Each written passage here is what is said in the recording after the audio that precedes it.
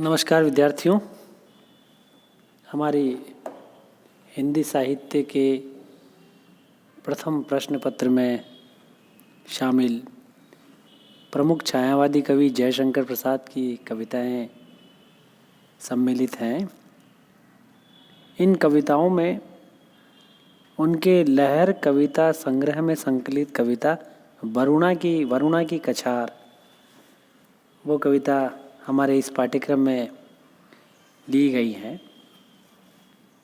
आज हम अरि वरुणा की शांत कछार इस कविता की व्याख्या समझेंगे, इसका पाठ भी करेंगे।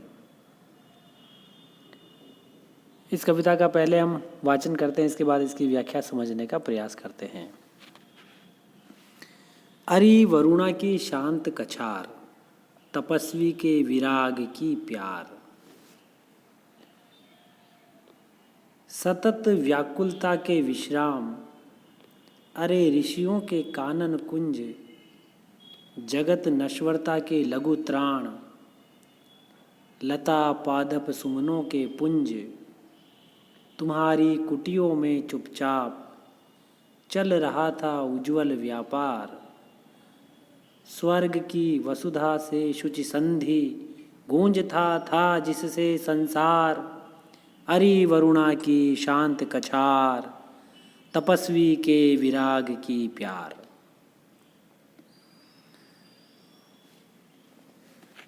जयशंकर प्रसाद जी मानवतावादी सांस्कृतिक विचारधारा के कवि थे और उनका भारतीय इतिहास और संस्कृति में जो प्रेम था उसका दृश्य यहाँ पर इस कविता में हमें देखने को मिलता है। ये जो कविता है वरुणा की शांत कछार, इस कविता को सांसारिक मनुष्यों और ऋषि मुनियों, आदर्श और यथार्थ, ज्ञान, मानवता का इनका संगम बता करके प्रसाद जी ने राष्ट्रीय सांस्कृतिक चेतना का इसमें आह्वान किया है। वरुणा जो है वो वाराणसी की एक नदी है और उस नदी की कछार के माध्यम से भारत की जो सांस्कृतिक वैभव, जो ऐश्वर्य था, वैभव था, उसकी जो चेतना थी गौरवशाली, उस पर दृष्टिपात यहाँ पर प्रसाद जी करते हैं। वो कहते हैं कि अरि वरुणा की शांत कछार, तपस्वी के विराग की प्यार। कि हे वरुणा की शांत कछार, तुम किसी तपस्वी के वैराग्य से होने वाले जो प्रेम उसका आभास करवाती हो, है ना। तपस्वी के वैराग्य से प्यार का आभास करवाने वाली, है ना। और यहाँ पर जो तपस्वी हैं वो भगवान बुद्ध जो हैं वो उस प्रदेश में उन्होंने अपनी वाणी, अपने उपदेश प्रसारित किए थे। तो यहाँ पर भगवान बुद्ध के वैराग्य का मूर्त रूप यह नदी है। यहाँ पर इस तरह की बात उभर करके आती है। तो जिस प्रकार तपस्वी को अपने वैराग्य से प्रेम हो जाता है, उसी प्रकार तुम्हारे तट पर भी हमेशा तपस्या करने वालों का बोलबाला रहा है, बहुलता रही है। सतत व्याकुलता के विश्राम, अरे ऋषियों के कानन कुंज। इस संसार के जितने भी दुख से दुखी जितने भी प्राणी हुए हैं, वो उनकी विश्राम स्थली यह वरुणा की जो कछार रही है, किनारा रहा है। कछार से तात्पर्य किनारा, तट, जहाँ पर दलदली मिट्टी होती है, रेतीली मिट्टी होती है, उसको कछार कहते हैं। तो यह जो कछार है वरुणा नदी की, और ऋषियों और मुनियों के जो आश्रम हुआ करते थे, हैं, वो अपनी तपस्या जहाँ करते थे, वो स्थल नदी का किनारा पवित्र उसे माना जाता था और वहीं पर वो अपना डेरा जमाते थे। तो इस संसार के जितने भी दुख से दुखी प्राणी थे, वो भी ये कछार जो है इनकी विश्राम स्थली बनी।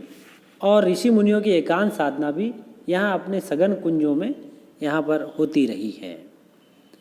जगत नश्वरता के लघु त्राण, लता पादप सुमनों के पुंज। ये जो नष्ट होने वाला जो संसार है ना, इसके जितने भी प्राणी हैं, ये लता पादप सुमनों से भरे हुए जितने भी कुंज हैं, यहाँ पर अपनी कुटिया बना करके ये सब लोग यहाँ रहते आए हैं। और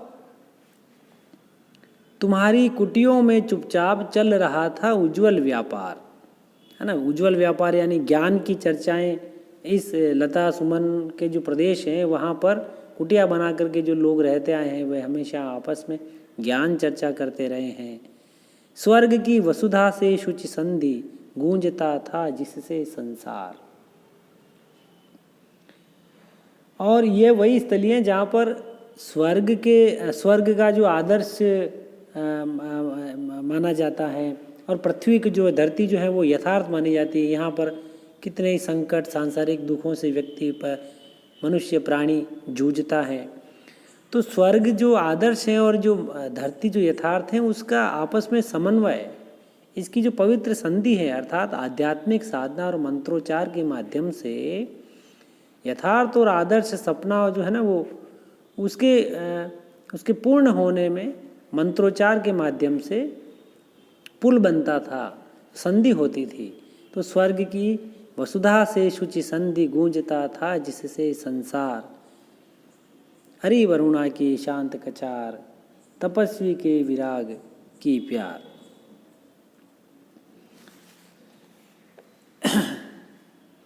तुम्हारे कुंजों में तल्लीन दर्शनों के होते थे वाद,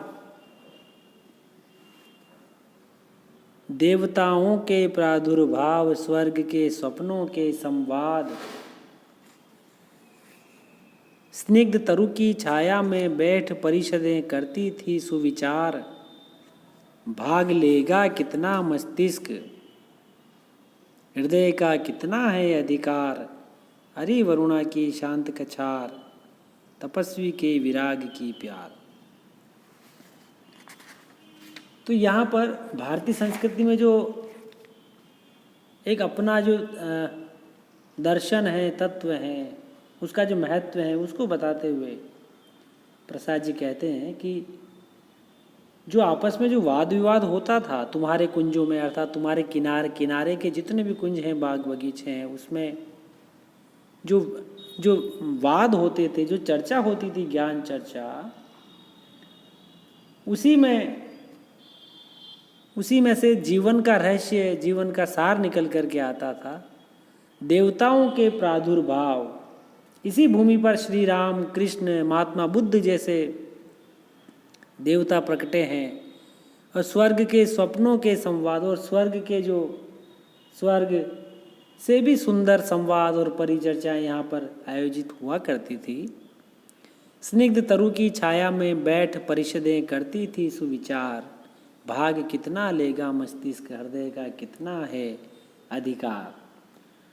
तो प्राचीन समय से ही इस मिट्टी में जो वृक्ष स्निग्ध तरु की छाया में बैठ इस मिट्टी में जो पले बढ़े जो वृक्ष हैं उसकी छाया में यहाँ पर कितनी ही राजा महाराजाओं और ऋषि मुनियों की परिषदें समितियाँ बैठी हैं और मानव कल्याण के संसार के दुखों का हरण करने के लिए, कष्ट निवारण के लिए, कितना ही अच्छे शासन की स्थापना के लिए परिषदों ने विचार विमर्श किया है और निष्कर्ष निकाले हैं।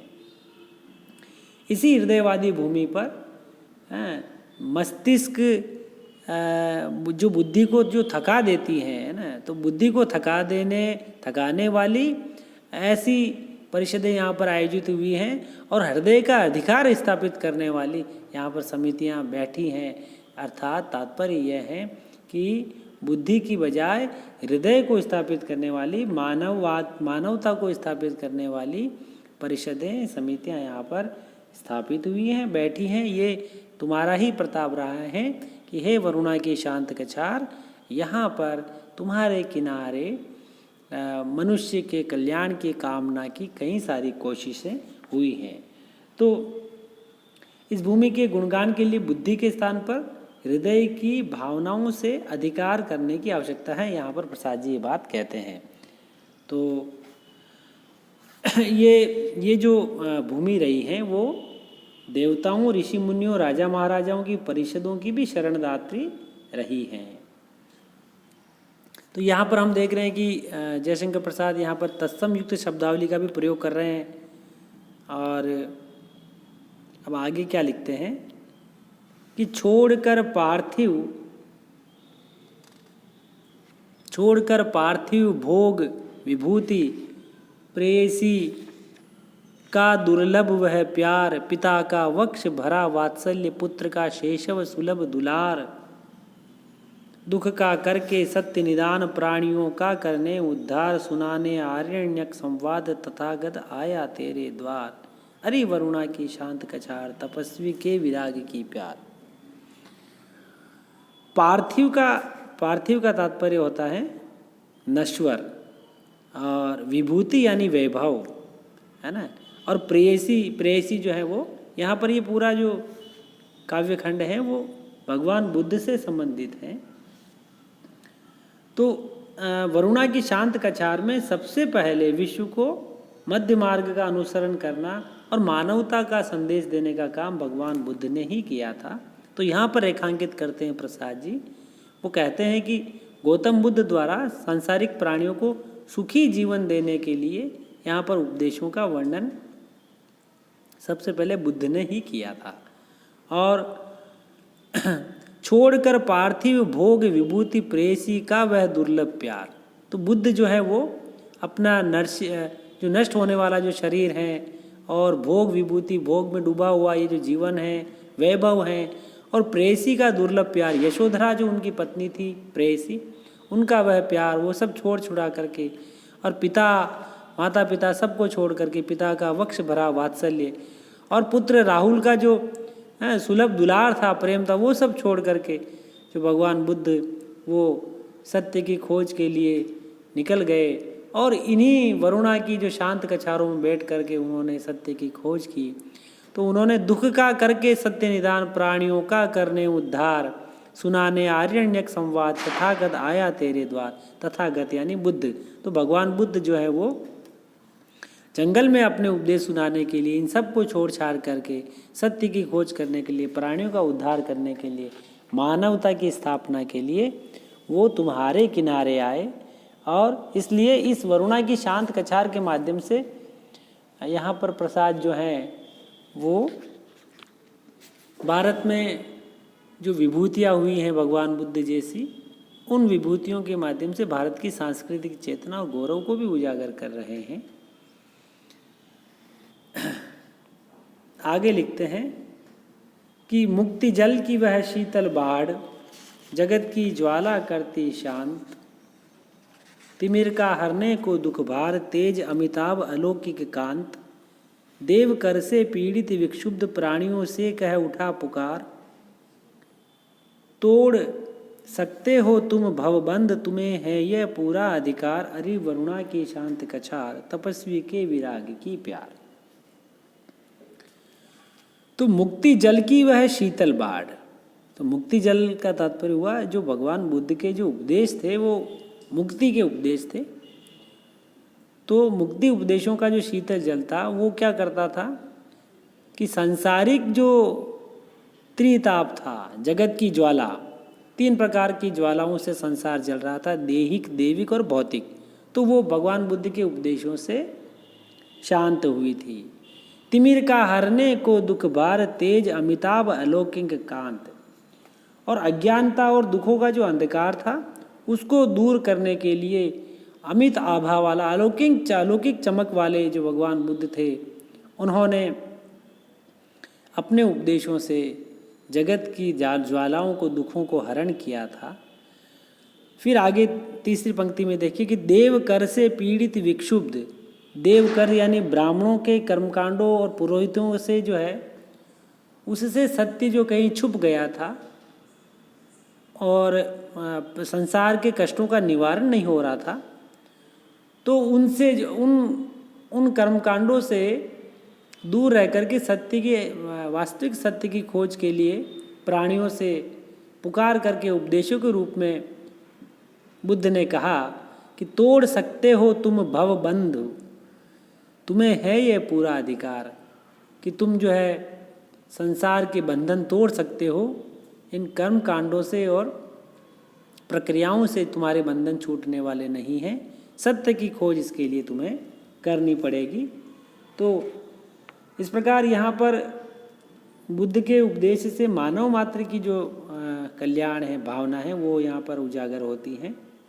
और उस समय की जो तत्कालीन विषमताएं थी उस पर भी यहाँ पर दृष्टिपात प्रसाद जी अपनी पंक्तियों में करते हैं। इस कविता का बाकी का शेष भाग हम अगले वीडियो में पढ़ेंगे। आपने पढ़ा उसके लिए धन्यवाद।